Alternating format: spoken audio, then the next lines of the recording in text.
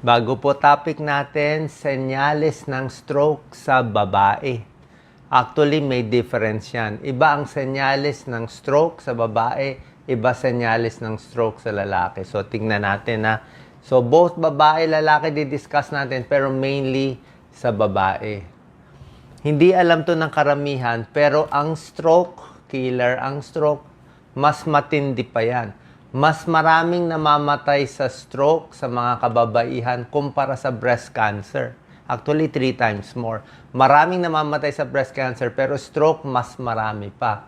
Sa mga lalaki naman, mas marami namamatay sa stroke kumpara sa prostate cancer. Ibig sabihin, delikado ang breast cancer, delikado prostate cancer, pero 3 times more deadly ang stroke kasi marami talaga na-stroke. I'm sure sa mga kamag-anak natin, lolo, ito yung pinaka nakakatakot, parang okay ka, kinabukasan, wala na, paralyzed na, nasira na ang buhay, di ba?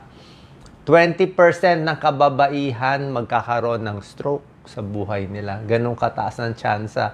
Number 3, cause of death. Tapos, mas deadly ang stroke sa babae kumpara sa lalaki. Ano ibig sabihin?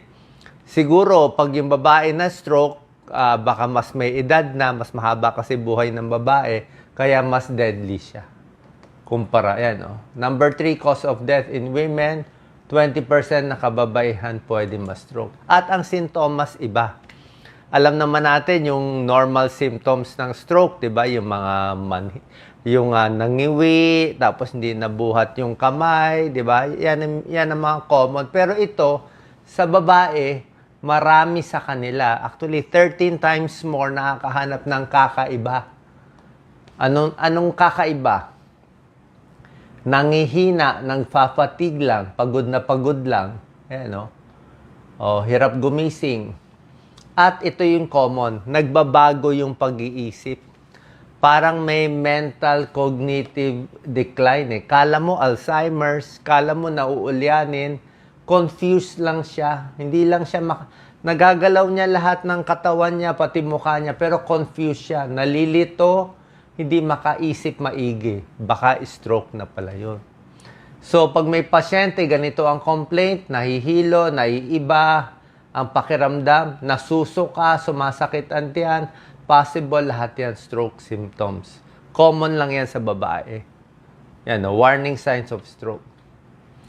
Tingnan nyo yung mga symptoms ng stroke sa lalaki at sa babae. Yung pareho, ito yung pareho.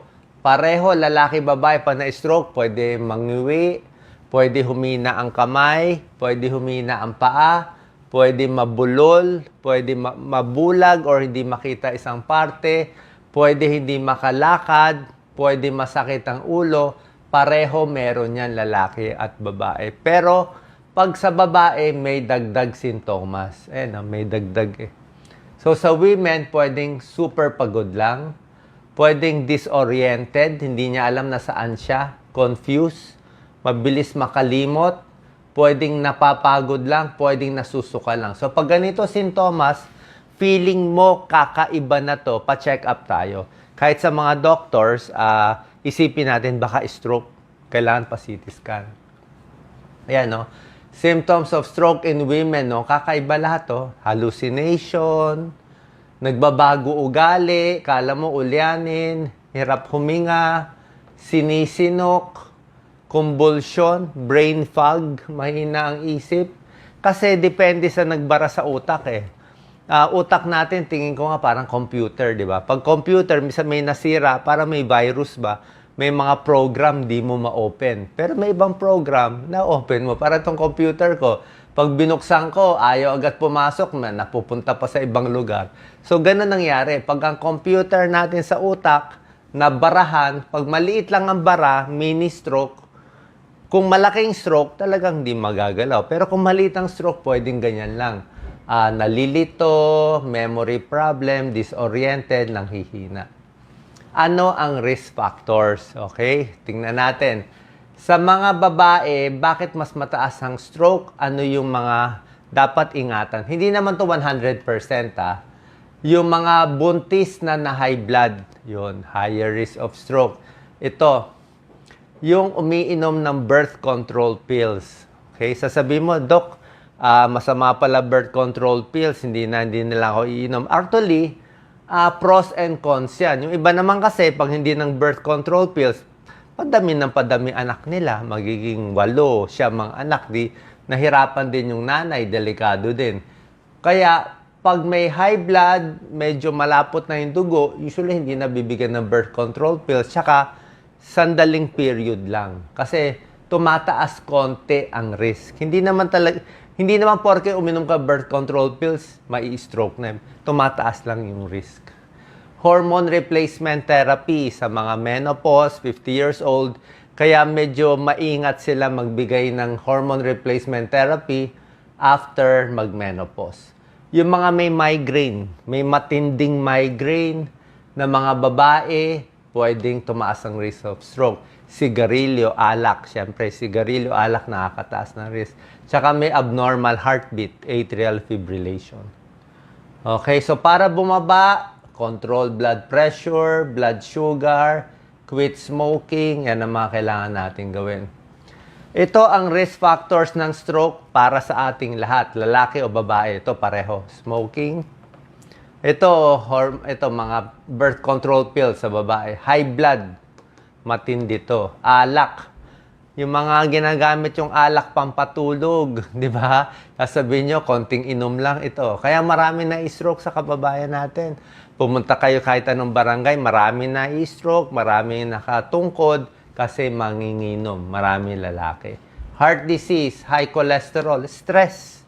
Super stress, super puyat, diabetes at overweight, lahat yan pwede mag-cause ng stroke.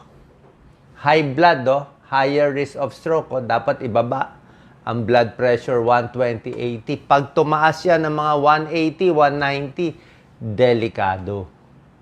Delikado, baka ma-stroke. Ito na.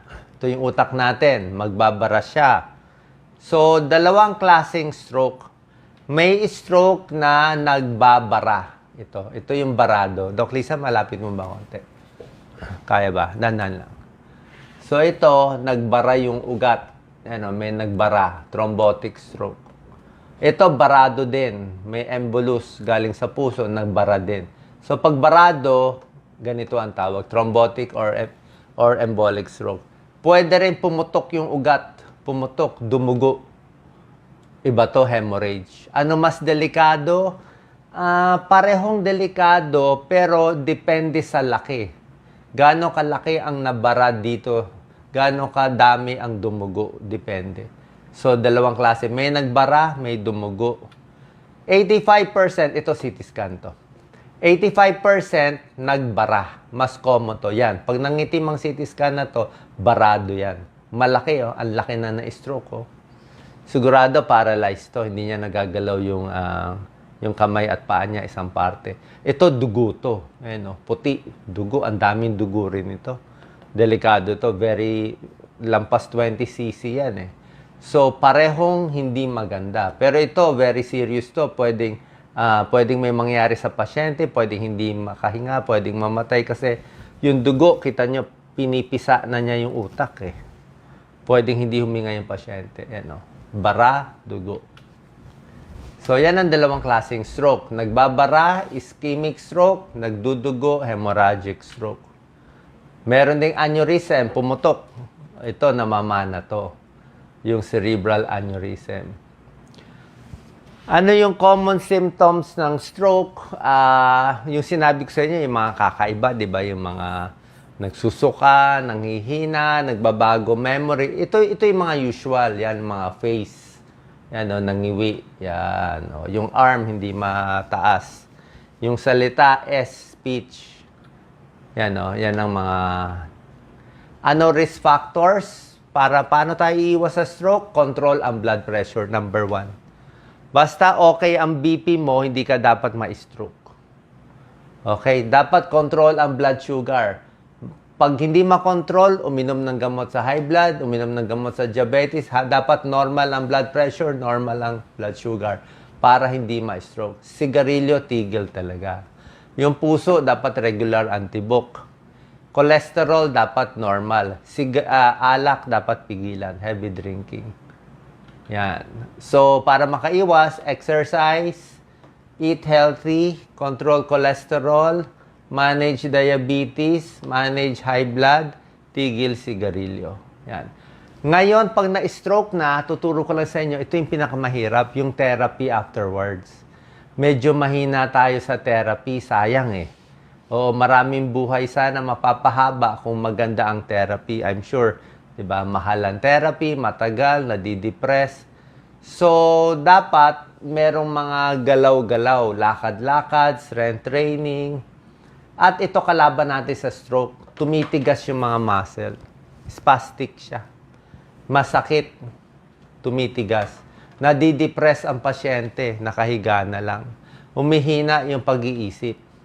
Kaya pag na-stroke, tuloy ang gamot, regular follow-up, yung mga risk factors na sinabi ko, magpaparehab, physiotherapy, speech therapy, paglunok, minsan nabubulunan sila, yan ang mga kailangan gawin para lumakas unti-unti. And ito, hopefully, pag malakas na siya, babalik tayo sa mga usual exercise. Pero otherwise, dito lang muna tayo. Kasi talagang therapy, ayusin yung pag-iisip, try maging independent pa rin. Okay, sana nakatulong po to. Mga bagong senyales ng stroke sa mga babae. Ingat po tayo.